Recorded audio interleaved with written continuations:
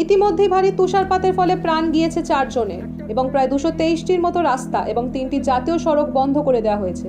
বর্তমানে 1000-এরও বেশি পর্যটকের গাড়ি দাঁড়িয়ে রয়েছে মানালির সোল্যাং ভ্যালিতে। জানা গিয়েছে হিমাচল প্রদেশ প্রশাসনের তরফে টানা বরফ কাটার কাজ চালানো হচ্ছে। ঘটনাস্থলে নামানো হয়েছে বিপর্যয় মোকাবিলা বাহিনী। এই মুহূর্তে রয়েছি সোলং ভ্যালিতে। বেলা 1টা থেকে এখানে রোড জ্যাম। মানালিতে তুষারপাতের জন্য শতাধিক গাড়ি এখানে ফেসে আছে, গাড়ির কোনো মুভমেন্ট হয়নি। বিষয় হলো স্থানীয় প্রশাসনের কোনো দেখা এখনো পর্যন্ত আমরা পাইনি। জানি না এই পর্যটকরা কিভাবে উদ্ধার পাবে।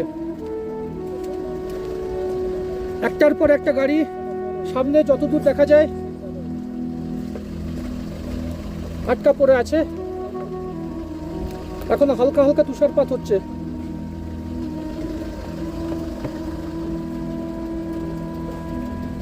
গাড়ির ড্রাইভাররা নিজেরাই রাস্তা পরিষ্কার করে গাড়ি তুলবার ব্যবস্থা করছে। भैया दोपहर तक 1 बजे से यहाँ रुके हैं सर,